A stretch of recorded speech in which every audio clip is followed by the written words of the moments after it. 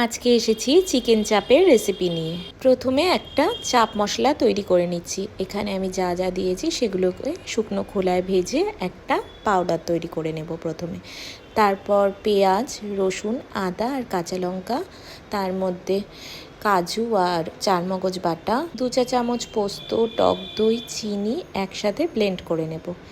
এরপর চিকেনের গায়ে মিক্সিতে বানানো পেস্টটি ভালো করে দিয়ে তার মধ্যে কেওড়া জল, গোলাপ জল, মিঠা আতর, কাশ্মীরি লঙ্কার গুঁড়ো, হলুদ গুঁড়ো, স্বাদ মতো নুন আর আগে থেকে বানানো চাপ মশলার গুঁড়ো দিয়ে ভালো করে ম্যারিনেট করব সাদা তেল আর 2 চা চামচ ছাতু দিয়ে। ম্যারিনেটটা 1 রাত রাখলে ভালো, আপনারা 3 থেকে 4 ঘন্টাও রাখতে পারেন। পরে ফ্রাইং প্যানে সাদা তেলের মধ্যে ঘি আর সামান্য ডালডা দিয়ে চাপের পিসগুলোকে ভালো করে ফ্রাই করে নেব উল্টে পাল্টে। এরপর আগে থেকে দুধের মধ্যে ভিজিয়ে রাখতে হবে কেশর, সেটাকে দিয়ে দিতে হবে। এরপরে দিয়ে দেবো বেরেস্তা ভাজা। এইভাবে তৈরি আমার চিকেন চাপ।